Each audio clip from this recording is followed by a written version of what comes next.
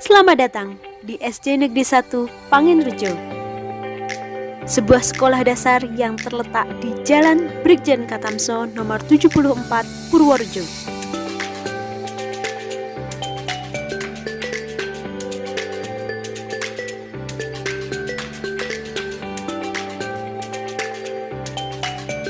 SD Negeri 1 Panginrejo adalah sebuah sekolah yang memiliki manajemen yang tertata rapi dan profesional.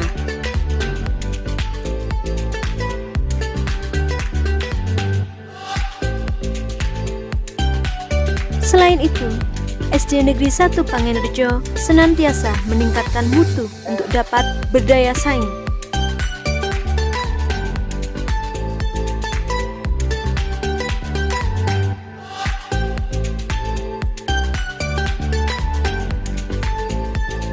Sekolah adalah tinta emas yang mampu menuliskan lembaran-lembaran putih siswa sehingga lebih bernilai. SD Negeri 1 Panginrejo memiliki banyak kegiatan untuk mencetak lembaran-lembaran emas siswa. Kegiatan-kegiatan itu contohnya adalah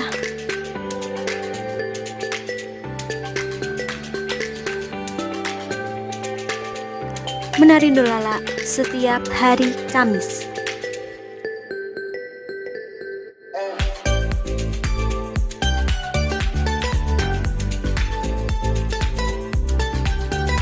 mengadakan lomba antar kelas untuk memupuk rasa sportivitas siswa dengan hadiah yang menarik.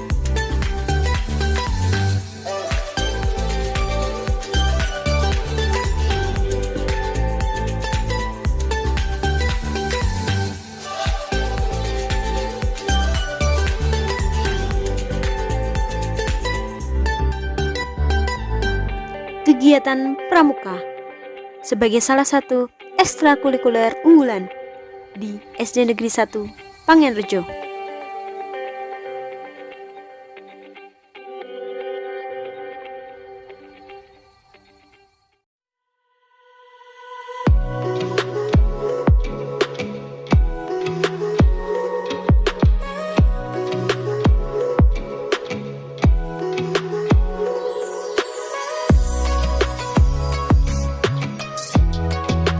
Tahun ini, SD Negeri 1 Panginrejo ikut serta dalam gerakan peduli dan berbudaya lingkungan hidup di sekolah. Dengan melibatkan seluruh komponen sekolah,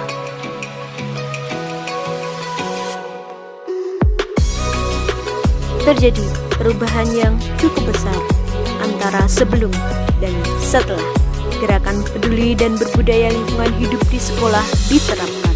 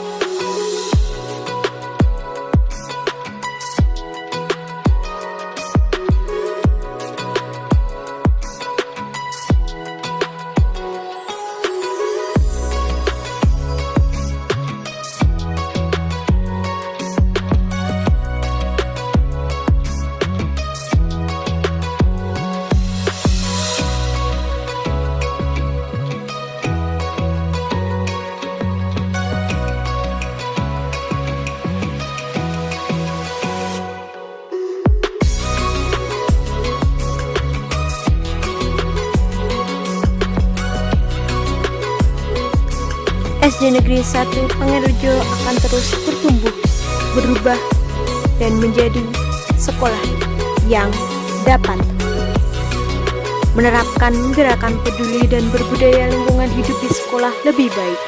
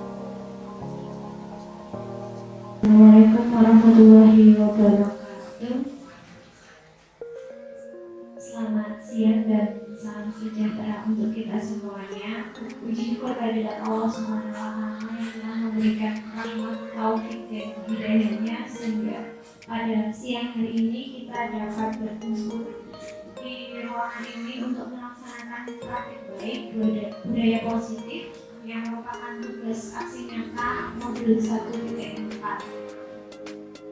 Pertama-tama yang terhormat, terima kasih Bu Suratmi Wijayanti yang bersedia meluangkan waktunya untuk datang ke ruangan ini, dan Bapak Ibu guru yang luar biasa yang telah bersedia berada di ruangan ini untuk bersama-sama kita praktik baik budaya positif.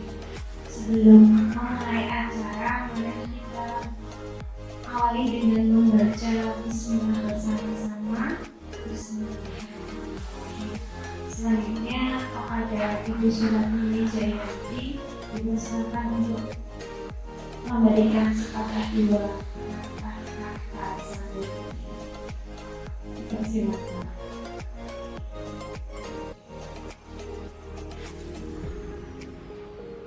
Assalamualaikum warahmatullahi wabarakatuh. Bapak Ibu guru SD Pangerjo Satu yang saya hormati dan saya mari kita panjatkan puji syukur kepada Allah SWT bahwasanya pada pagi nanti menjelang siang ini kita bisa berkumpul bersama di sini dalam acara praktek baik budaya positif yang mana ini merupakan kegiatan yang dilaksanakan oleh Bu Dian Ayu Kinanti SPT sebagai calon guru penggerak angkatan 9, dan kami insya Allah mendukung dengan kegiatan semuanya ini karena ini akan bermanfaat, berdampak terhadap sekolah kita.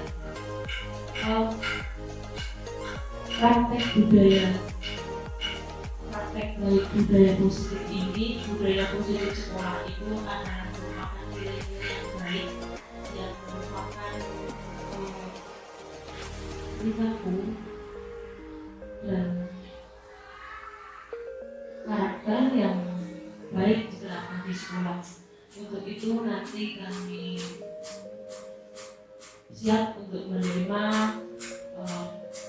penjelasan ataupun materi ini yang lebih rinci, yang semana sebenarnya budaya baik itu sudah dilaksanakan di SD ini, tapi alangkah baiknya dan ini nanti lebih detailnya akan disampaikan Bu Ayu. Dan nanti untuk budaya positif ini nanti pengertiannya, kemudian langkah-langkahnya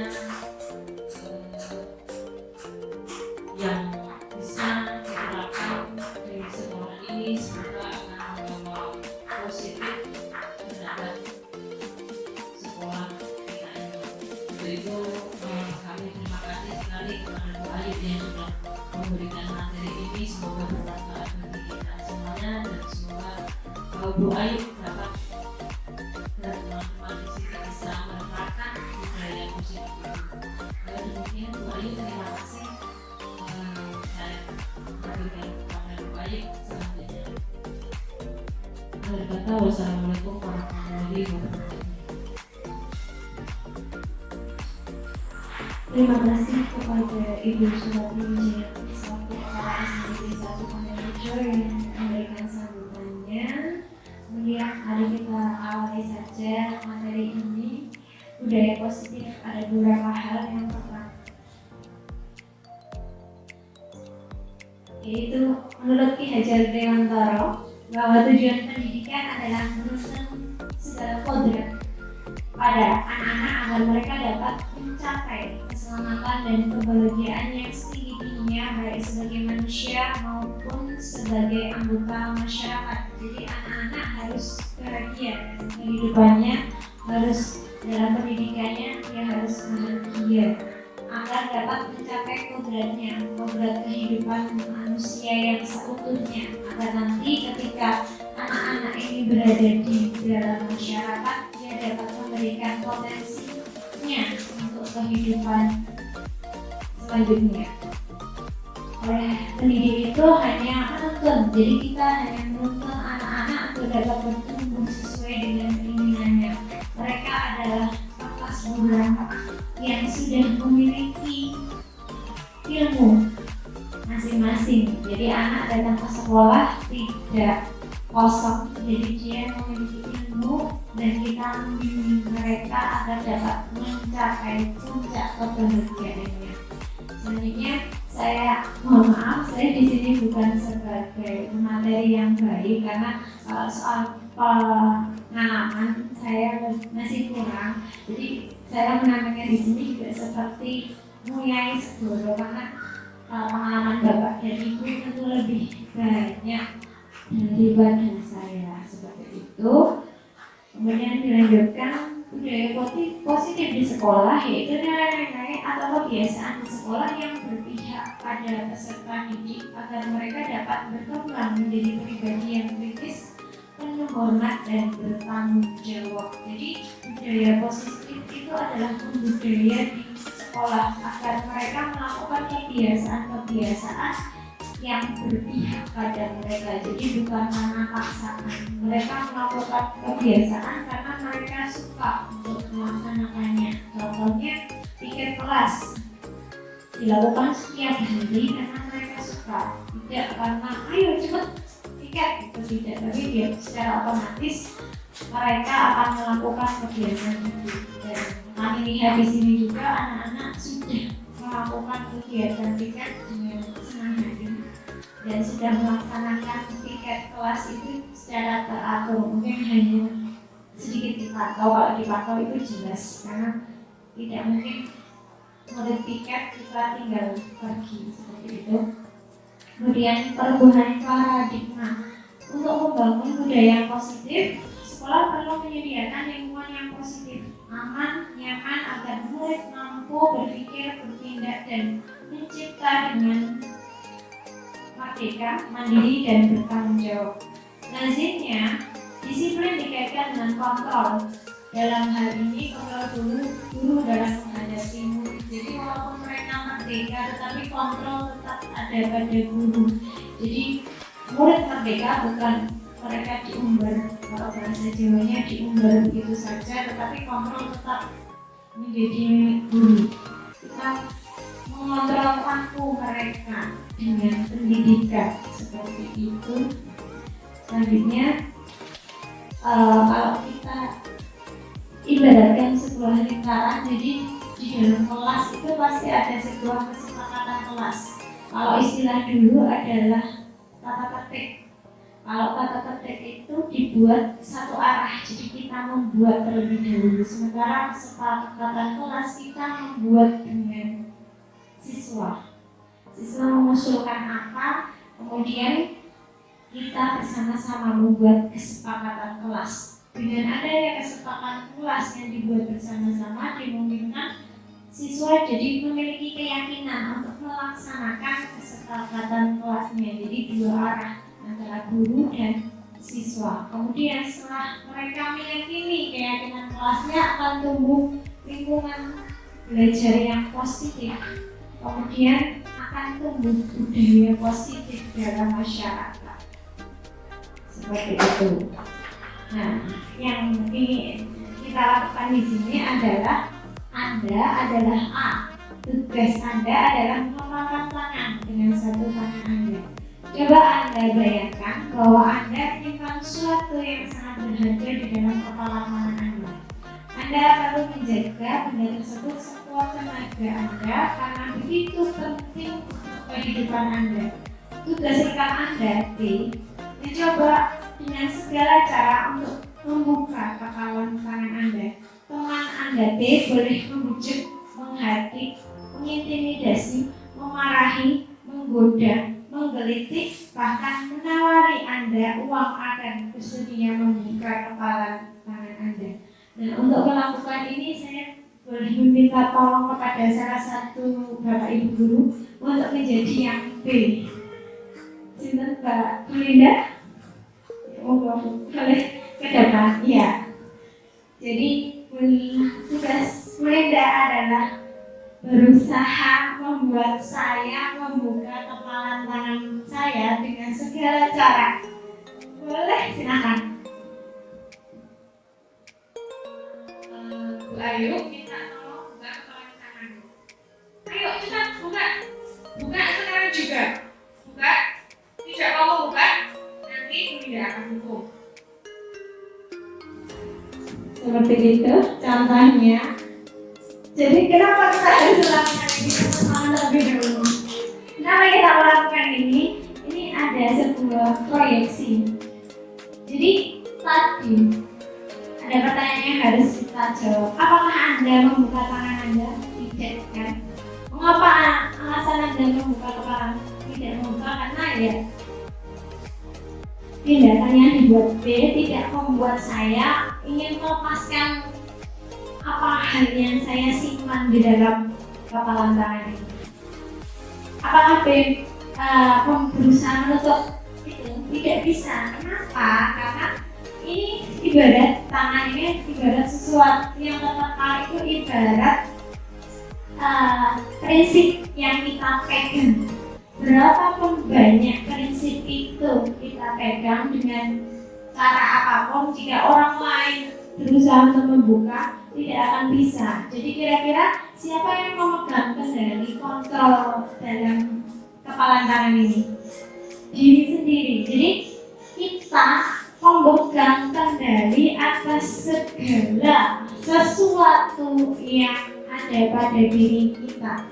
Jadi kebutuhan dasar pun kita yang memiliki peranan itu. Mau orang lain itu membuat segala daya upaya agar kita dapat membuka prinsip itu, tapi kalau dalam diri kita sudah banyak sekali prinsip kontrol diri yang besar, tidak akan mudah terpengaruh. Walaupun tadi Bu Linda dengan segala cacian misalnya, dengan berkata kasar tidak mungkin terbuka, apalagi kritikan juga tidak mungkin terbuka. Jadi tidak bisa, karena kita adalah kita pemegang kontrol dalam diri kita. Seperti itu dalam hubungannya dalam paradigma stimulus respon dan kontrol, kita mencoba, ketika respon kita mencoba mengubah orang lain yang berpandangan sama dengan kita, kontrolnya kita berusaha. Ketika kita ingin mengubah orang lain, kita harus memahami pandangan diri orang lain. Jadi ketika Bu Linda tadi mempengaruhi saya, awalnya Bu Linda harus tahu dulu pandangan saya itu bagaimana. Tidak mungkin langsung jebret seperti itu. Saya tidak ingin berubah seperti itu. Perilaku buruk dilihat dari kesalahan. Responnya adalah semua perilaku mesti memiliki tujuan. Saya menutup tangan saya ini juga memiliki tujuan. Jadi tidak mungkin segala perilaku buruk itu tidak ada alasannya seperti itu. Orang lain bisa mengontrol saya, itu juga salah. Yang bisa mengontrol diri saya adalah diri kita sendiri. Saya bisa mengontrol orang lain, tidak bisa. Yang bisa mengontrol orang lain adalah diri orang itu sendiri. Pemaksaan ada pada saat tujuan gagal. Tidak. Kita dipaksa. Saya dipaksa untuk membuat tangan dengan segala cara oleh Bu Linda tadi dengan kata-kata yang kasar, pemaksaan. Tapi itu tidak berhasil, sama saja seperti kita jika ingin merubah orang lain tidak mungkin dapat berubah jika dengan kata-kata atau tujuannya dipaksa. Harus dengan sesuai dengan apa yang kita inginkan. Model berpikir menang dan kalah. Jadi kalau buka berarti kalah, kalau tetap menutup itu menang. Kalau berhasil membuka itu kalah, kalau tetap gagal untuk membuka itu menang. Itu kan masih dalam pemikiran kita, padahal belum tentu. Yang menang belum tentu tetap membuka, yang kalah belum tentu tetap menutup, seperti itu.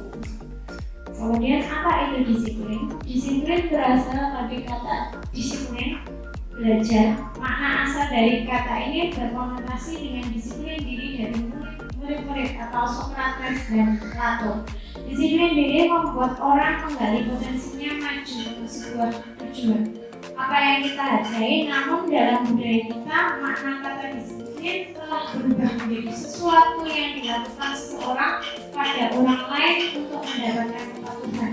Kecenderungan umum untuk menghubungkan disiplin dengan ketidaknyamanan bukan dengan apa yang kita hargai atau pencapaian tujuan mulia. Jadi awalnya disiplin berarti belajar. Kalau kita berdisiplin berarti kita telah belajar. Tapi sekarang disiplin diartikan dengan kepatuhan. Oh, jika seseorang tidak disiplin berarti dia tidak patuh. Padahal awal kata awalnya dulu disiplin adalah belajar, supaya kita dapat belajar bersama-sama, berdisiplin bersama-sama untuk mencapai keinginan seperti itu. Padahal, nah sekarang kalau tidak disiplin berarti tidak nyaman seperti itu. Kemudian disiplin adalah kemampuan memerintah diri sendiri. Jadi kita memerintah pada diri sendiri dalam mengontrol dan menguasai diri untuk memilih tindakan yang memicu pada nilai-nilai yang kita hargai dengan penuh tanggung jawab tanpa terperintah orang lain. Jadi disiplin muncul dari dalam diri tanpa ada paksaan dari orang lain. Ini sedikit berat karena anak-anak juga kadang perlu kita kontrol untuk dapat berdisiplin seperti itu. Maksud dari nilai-nilai yang kita hargai adalah nilai-nilai kebajikan, sifat-sifat positif manusia yang merupakan tujuan mulia yang ingin dicapai setiap individu. Nilai-nilai kebajikan yang ingin dicapai oleh anak Indonesia dikenal dengan pelajar Pancasila, yang adalah punya beriman dan bertakwa kepada Tuhan Yang Maha Esa dan berakhlak mulia, mandiri, bernalar kritis, kebinekaan global, bergotong royong dan kreatif. Yang kemarin kita sudah bahas sisi sekolah. Kemudian motivasi perilaku manusia. Jadi motivasi sebenarnya ada dua, yaitu motivasi eksternal dan motivasi eksternal. Apa yang ingin kita wujudkan dalam dunia pendidikan adalah motivasi internal. Jadi mereka memiliki kesadaran sendiri untuk berubah. Mereka tidak perlu dipaksa untuk belajar, mau belajar. Mereka mau dipaksa piket, mereka tetap piket. Itu. Tetapi saya sendiri masih sering melakukan motivasi eksternal, yaitu dengan cara hukuman sih, untuk mereka dapat berdisiplin, mendapatkan imbalan dari orang lain dengan cara memberikan reward. Sebenarnya reward pada awalnya tujuannya baik, tapi setelah dikaji dalam pendidikan ketika belajar dalam sekarang, justru reward ini akan mematikan kreativitas anak. Jadi mereka akan menunggu kapan mendapatkan reward atau penghargaan. Sementara untuk hukuman juga mereka jadi melaksanakan sesuatu karena rasa takut. Jadi tujuan akhirnya untuk dapat berdisiplin positif adalah mereka menjadi orang bila ingin melakukannya. Jadi melakukan sesuatu karena mereka ingin, bukan karena paksaan, bukan karena menunggu reward. Ini susah karena saya juga masih melakukannya dan sering melakukannya. Mungkin dari kalau yang senior sudah sampai yang ke tahap yang 3, saya belum. Tahapnya masih dalam hukuman atau memberikan reward. Selanjutnya kebutuhan dasar manusia. Jadi setiap manusia memiliki kebutuhan dasar. Begitu juga dengan siswa.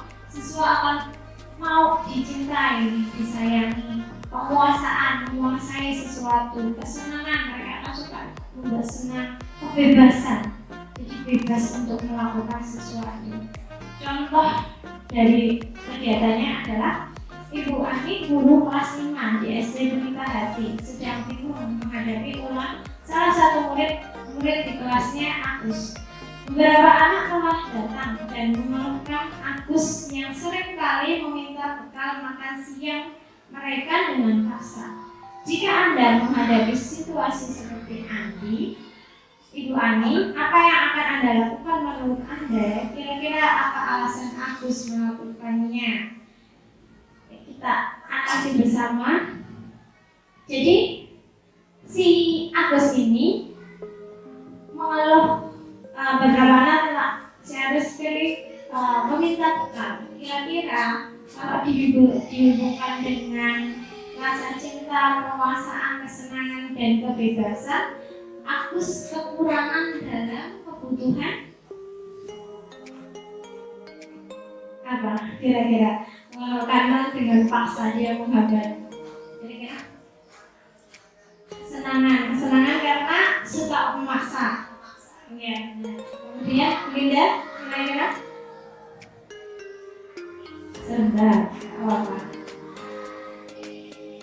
Kurang cinta kasih sayang tidak sih? Ya, mungkin di rumahnya dia kurang kasih sayang kepada orang. Penguasaan, apakah dia kurang penguasaan atau ingin menguasai? Ya, karena ingin menguasai yang lainnya karena kurang kasih sayang lagi. Kesenangan, sebenarnya dia mengambil juga karena untuk kesenangan pribadi. Kebebasan, mungkin di rumah dia dikekang, jadi dia mencoba untuk bebas dengan sekolahnya. Kata begini, ya. Apabila jawaban Agus karena ia lapar, orang tuanya tidak membawakan bekal. Kebutuhannya adalah bertahan hidup. Apabila jawaban Agus karena senang teman-temannya jadi memperhatikan dia, kebutuhannya adalah kasih sayang seperti yang dikatakan. Kenapa? Ketika ditanya, kenapa kamu melakukannya? Agus jawabannya, karena saya ingin teman saya memperhatikan saya, seperti itu. Jadi kemungkinan dia kurang kasih sayang di rumahnya, tidak mendapatkan kasih sayang yang sesuai. Kemudian ketika dia merasa hebat karena temannya takut keinginannya, jadi dia ingin menguasai, jadi membentuk geng-geng sendiri di kelas. Apabila jawaban Agus karena ia merasa bosan dengan bekal yang dibawakan ibunya karena selalu membawakan bekal yang sama, kebutuhan kebebasan atau kebutuhan pilihan yang ditentukan Agus. Apabila jawaban Agus karena iseng, berarti kebutuhannya adalah kesenangan. Mungkin di rumah dia tidak mendapatkan kesenangannya. Kemudian lanjut ke selanjutnya, posisi kontrol seorang guru. Jadi dalam kelas ini bukan hanya guru, tapi juga pemimpin itu juga memiliki beberapa peran kontrol, yaitu penghukum, teman, pembuat merasa bersalah, pemantau, manajer. Dalam prakteknya itu kita pernah mengalami 1, 2, 3, 4, 5 posisi kontrol ini sebagai penghitung, teman, pembuat merasa bersalah, dengan pemantau dan manajer. Hasilnya apa dari masing-masing ini? Jadi kalau pembuat orang merasa bersalah, kata-kata yang sering dikatakan adalah saya kecewa sekali dengan kamu, nak. Seperti itu. Kalau penghukum, kamu tidak pernah benar melakukannya. Apa yang kamu lakukan selalu salah. Kalau teman, biasanya yang didapat, ayolah lakukan demi ibu, nak. Kamu pasti bisa. Seperti itu teman. Jadi beranggapan bahwa guru dan murid adalah sebagai teman. Kalau merasa bersalah, membuat siswa merasa bersalah. Kalau penghukum, cenderung untuk menghukum. Kemudian pemantau. Kalau pemantau, dia lebih melihat kepada data. Kamu sudah tidak berangkat sekolah 2 kali ya, seperti itu. Apa kamu mau mendapatkan stiker bintang hari ini? Berapa stiker bintang yang sudah kamu dapatkan selama seminggu? Dia akan melihat data. Oke, kalau manajer, dia akan menerapkan segitiga restitusi. Jadi dari awal ditanyakan kenapa, sebabnya. Untuk lebih jelas, ada video yang dapat kita lihat mengenai posisi kontrol. Boleh disaksikan.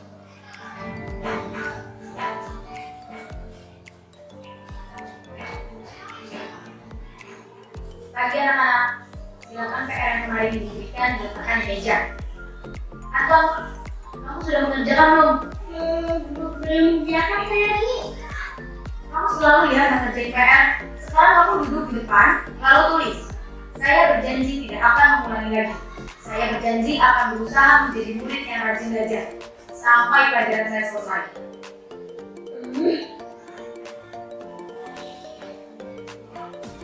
Pagi anak-anak, hari ini ada tugas.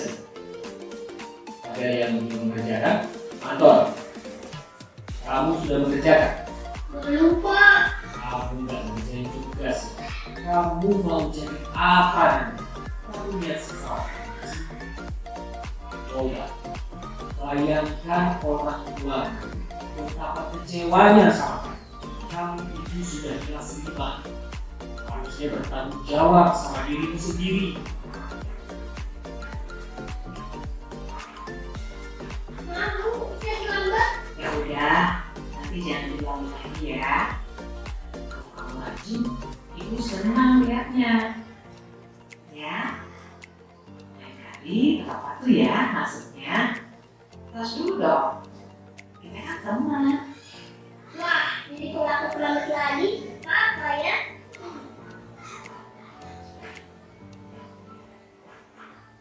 Kamu kok nggak pakai baju olahraga?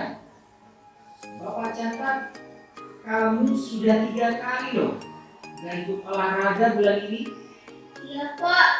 3 kali berarti saya dapat sanksi, Pak.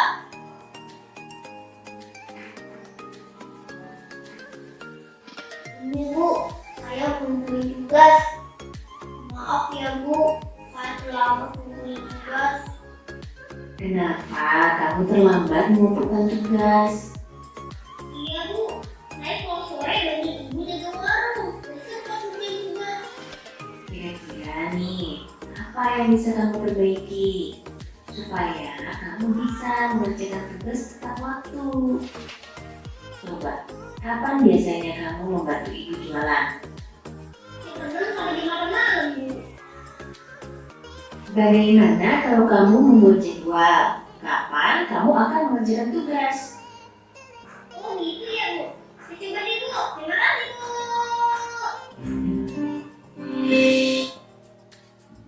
Sesuai dengan video, kira-kira kita kotak ulang.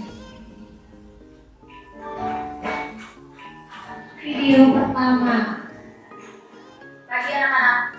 ini posisi kamera sebagai pembuku. Silakan Ya. yang kemarin. Jadi ibu guru ini tidak peduli alasan apapun, langsung mendukung muridnya. Jadi ini Sudah mengerjakan belum? contoh pendukung. Belum biasa. Kalau tulis, saya menjadi murid yang rajin belajar. Oke, yang kedua, Oh iya anak-anak. video kedua lebih ke membuat rasa bersalah. Benar-benar semua.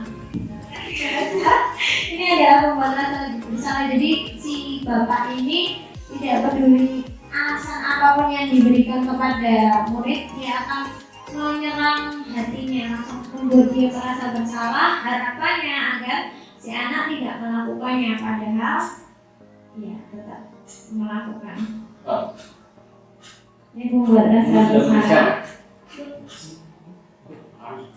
Nanti jangan diulangi lagi ya. Kemudian video yang ketiga, teman, ya, posisi teman. Jadi si murid akan menganggap ibu guru sebagai temannya. Jadi untuk besok, oh berarti kalau saya melakukan kesalahan terus tidak masalah. Oh guru saya adalah teman saya, seperti itu.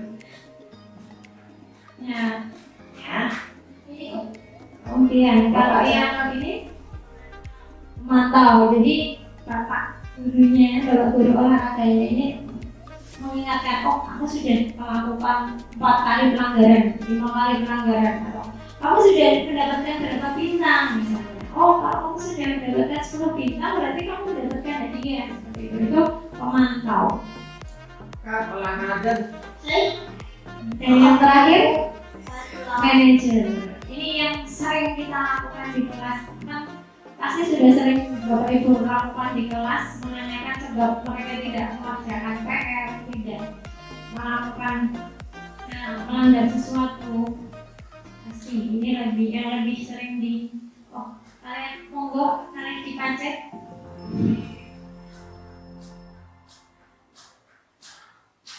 Sambil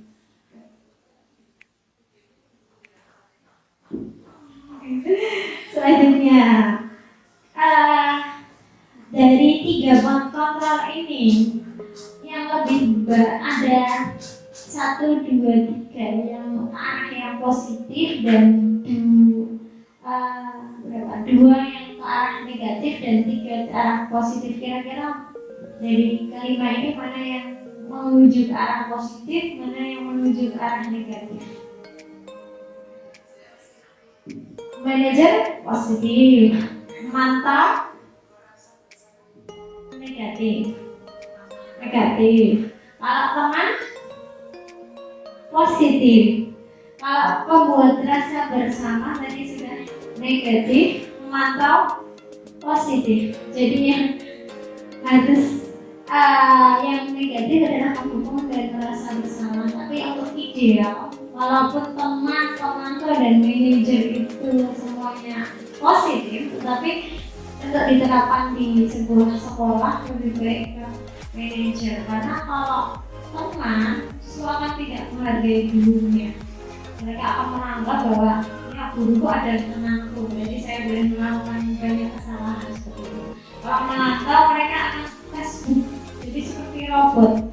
Oh, berarti kalau saya mendapatkan bintang 5, saya bisa memberikan reward. Karena saya sudah melakukan 5 kesalahan, berarti saya akan mendapatkan hukuman.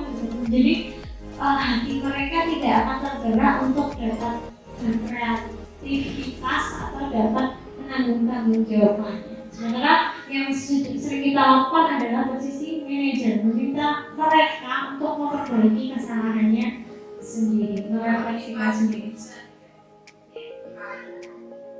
Kalau dipadu dengan manajer, kemungkinan manajer dengan penghukum seperti itu.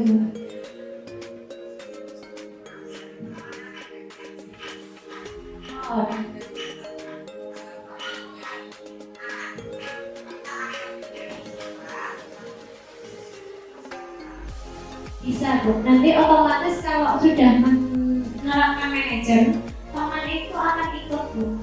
Seperti itu kan, kita juga ketika berbicara dengan mereka, menerapkan kita bicara, nanti kita akan berbicara masalah sedikit dari restitusi. Jadi otomatis ketika kita sudah menerapkan manajer, posisi sebagai teman itu akan ikut. Karena kita kan berkomunikasi, mereka udah tidak membunuh, tidak sejahat di kelompok hukum seperti itu.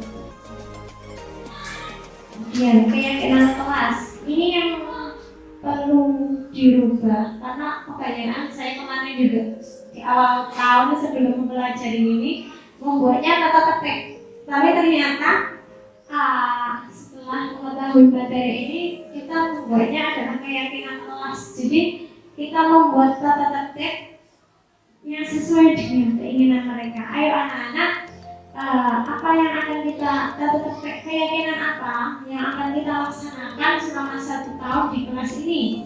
Mereka memberikan ide-idenya. Tidak akan ribut di kelas misalnya, atau akan berangkat tepat waktu. Otomatis mereka akan menuliskan 1/1 keyakinan kelas yang akan mereka lakukan. Menurut teori, keyakinan kelas akan lebih membuat mereka menjalankan tata tertibnya, keyakinannya dengan lebih baik karena sesuai dengan mereka. Keyakinan kelas adalah nilai-nilai kebajikan atau prinsip-prinsip universal yang disepakati bersama secara universal, lepas dari latar belakang suku, negara, bahasa maupun agama. Jadi disepakati bersama karena itu dibuat bersama. Jadi 2 arah. Kalau tata tertib 1 arah, kita yang membuat seperti itu. Nah, pembentukan keyakinan kelas pertama adalah keyakinan kelas bersifat abstrak daripada peraturan yang lebih rinci dan konkret. 2, keyakinan kelas berupa pernyataan-pernyataan yang universal. 3, pernyataan keyakinan kelas senantiasa dibuat dalam bentuk positif. Jadi tidak boleh terlambat, itu bukan keyakinan kelas, harus diganti. Datang tepat waktu seperti itu. Jadi keyakinan kelas tidak ada kata-kata negatif. Tidak boleh datang terlambat, diganti dengan datang tepat waktu. Tidak boleh ramai di kelas, berarti diganti. Tidaknya kan tidak boleh menggunakan kata-kata harus menggunakan kata-kata positif, berarti diganti tenang di kelas seperti itu. Jika kata-kata tidak dalam keyakinan kelas digeser ke positif. Keyakinan kelas hendaknya tidak terlalu banyak hingga mudah diingat dan dipahami. Semua warga kelas sebaiknya ikut berkontribusi dalam membuat kegiatan kelas lewat curah pendapat, bersedia meninjau kembali keyakinan kelas dari waktu ke waktu. Jadi keyakinan kelas sebaiknya dilaksanakan kalau tidak satu semester satu kali, 2 kali, 3 kali, ya satu semester 1 kali. Tapi sering dikaji, siapa tahu nanti ada ide baru dari anak-anak. Ini mungkin kalau untuk kelas tinggi gampang ya, karena mereka sudah mampu berpikir sendiri. Cuma kalau kelas 1, 2, 3 harus benar-benar guru kelasnya ikut. Karena kalau misalnya kelas 4, 5, 6 mereka sudah punya pendapat, sudah punya pemikiran sendiri, jadi mereka bisa diajak ke keyakinan kelas. Sementara kalau misalnya kelas rendah, kita harus benar-benar ikut mendampingi. Ini PR sangat, dan saya tetap luar biasa sama guru-guru. Semua guru-guru itu hebat. Peraturan, contohnya seperti ini. Jadi peraturannya selalu kembalikan buku ke tempatnya. Keyakinan kelasnya, misalnya ditulis tanggung jawab. Jadi keyakinan kelas adalah sesuatu yang diyakini sebuah kelas, dan kata-katanya tidak perlu harus merujuk. Jadi dia universal. Jadi kembalikan buku ke tempatnya. Berarti kita ingin mengajarkan tanggung jawab. Peraturannya dilarang mengganggu orang lain. Ganti keyakinannya menghormati orang lain dan diri sendiri. Jadi kalau dulu menggunakan kata yang peraturan, bergeser ke keyakinan kelas. Hadir di sekolah 15 menit sebelum pembelajaran dimulai. Keyakinan kelasnya jadi positif, menghormati orang lain, komitmen pada tujuan atau berkomitmen. Kemudian contoh yang lain, dilarang melakukan kekerasan. Kita ganti keyakinan kelasnya yang positif. Keselamatan, menghormati orang lain. Kemudian contoh lagi, dilarang menggunakan narkoba. Diganti keyakinannya kesehatan. Tapi kesehatan saja kan mencakup semuanya. Makan makanan yang sehat juga mencakup di sini karena dia bersifat universal itu. Kemudian pergantian atau menunggu diganti keyakinannya menghormati orang lain, kesadaran. Gunakan masker. Keyakinan kelasnya kesehatan, keselamatan. Jangan berlari di kelas atau koridor. Keyakinan kelasnya keselamatan atau aman. Seperti itu. Jadi ada pergeseran antara peraturan dan keyakinan kelas. Keyakinan kelas sesuatu yang diyakini. Kalau mereka tidak yakin, ya tidak bisa dilaksanakan. Nah, membuat keyakinan kelas itu diawali dengan kesepakatan kelas. Sepakat dulu apa yang akan kita sepakati, setelah itu membuat keyakinan kelas yang diyakini.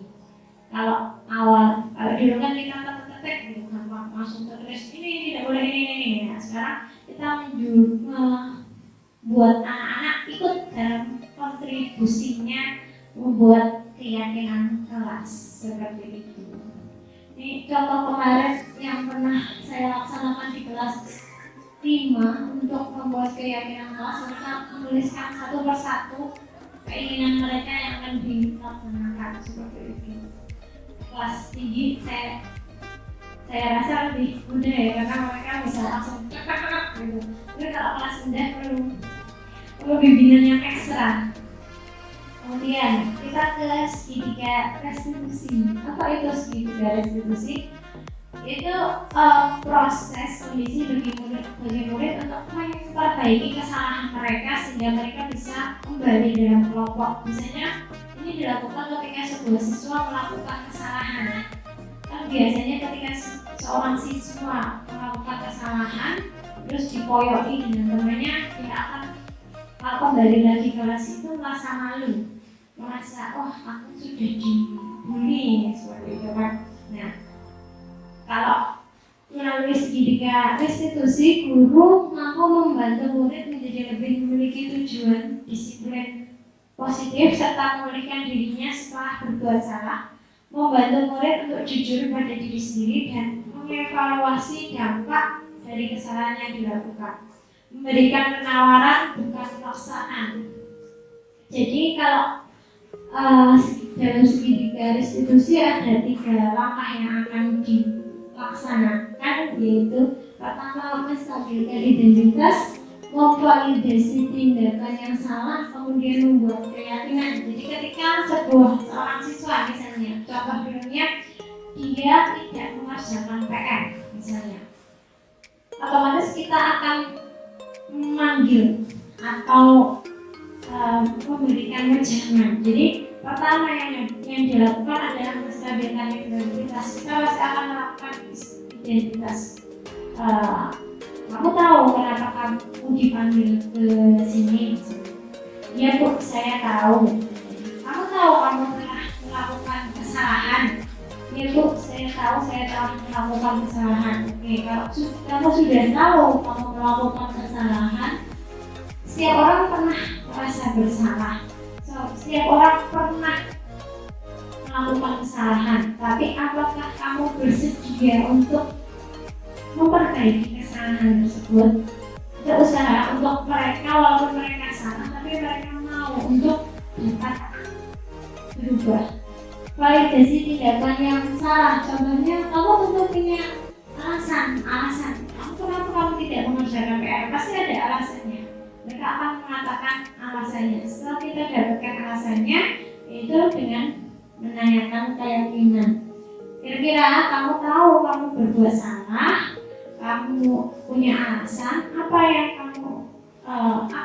dapat kamu lakukan untuk dapat memperbaiki kesalahan. Jadi mereka sendiri yang diberikan penawaran untuk dapat memperbaiki kesalahannya. Seperti itu. Jadi tidak dari kita, oh kamu sekarang lari ke lapangan gitu. Mereka dikatakan, oh Bu, saya akan meminta maaf dengan Bu Guru, atau saya akan mengerjakan PR lagi Bu 5 kali gitu. Tapi mereka yang menjalankan seperti itu. Tahapan segitiga restitusi yaitu menstabilkan identitas, isinya berbuat salah itu tidak apa-apa. Kemudian tidak ada manusia yang sempurna. Saya juga pernah melakukan kesalahan seperti itu. Kita bisa menyelesaikan ini. Bapak Ibu tidak tertarik mencari siapa yang salah, tetapi Bapak Ibu ingin mencari solusi dari permasalahan ini. Seperti itu, ini dasarnya. Ini bagian menstabilkan identitas. Kemudian tindakan yang salah. Padahal kamu bisa melakukan yang lebih buruk dari ini ya. Kamu pasti punya alasan mengapa melakukan hal itu. Kamu patut bangga pada dirimu sendiri karena kamu telah melindungi sesuatu yang penting untukmu. Kemudian dalam tahap yang terakhir, menanyakan keyakinan apa yang kita percaya sebagai kelas atau keluarga, apa nilai-nilai umum yang telah kita sepakati. Kita sudah membuat kesepakatan kelas kemarin. Kira-kira apa kesepakatan kelas yang kamu langgar? Bagaimana cara untuk dapat memperbaikinya? Itu yang menanyakan keyakinan. Yakin tidak pada keyakinan kelas yang telah kita buat dan bagaimana cara si anak dapat menyelesaikan. Ini bagian dari segitiga restitusi. Ini contoh kemarin segitiga restitusi yang saya laksanakan. Terima kasih, itu saja. Mungkin ada pertanyaan untuk yang sebelum saya tutup.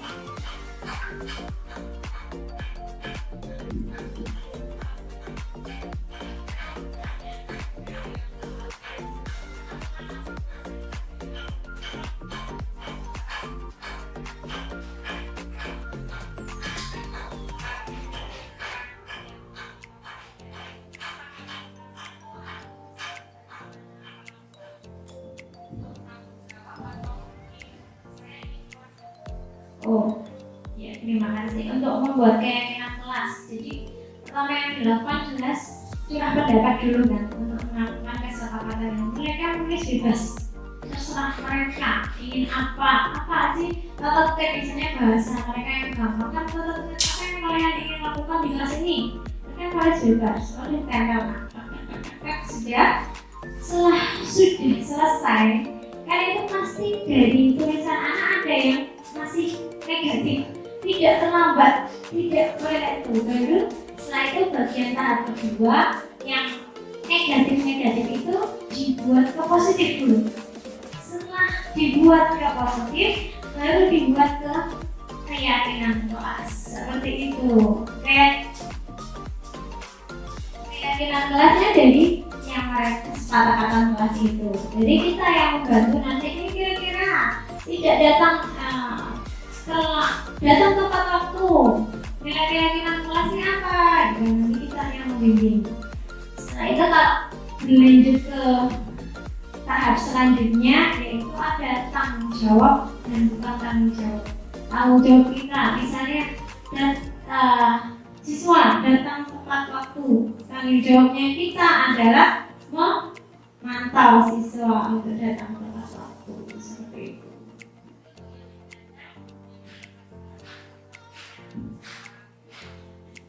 Ya, seperti itu. Terima kasih. Mungkin ada pertanyaan lain?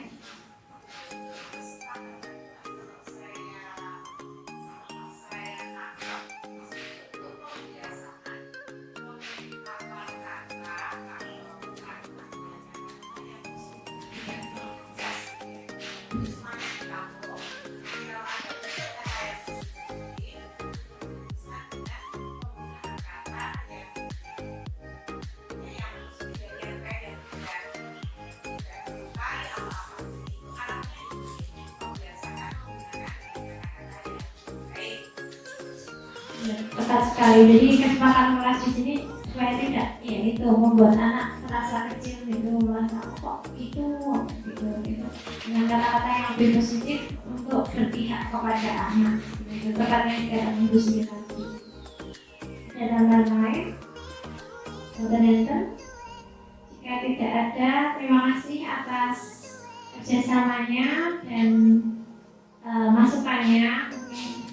Maaf bila ada salah kata dari saya atau yang menyinggung hati, karena tidak ada gading yang tidak sopan gitu juga dengan saya. Ada kata-kata mungkin yang kurang berkenan di hati, saya mohon maaf yang sebesar-besarnya. Mari kita berubah bersama-sama, karena saya juga membutuhkan bantuan dari Bapak Ibu Guru untuk dapat berubah lebih baik. Bapak yang senior, saya banyak sekali kesalahan, saya mohon maaf dan mohon bimbingannya selalu. Terima kasih. Wassalamualaikum warahmatullahi wabarakatuh.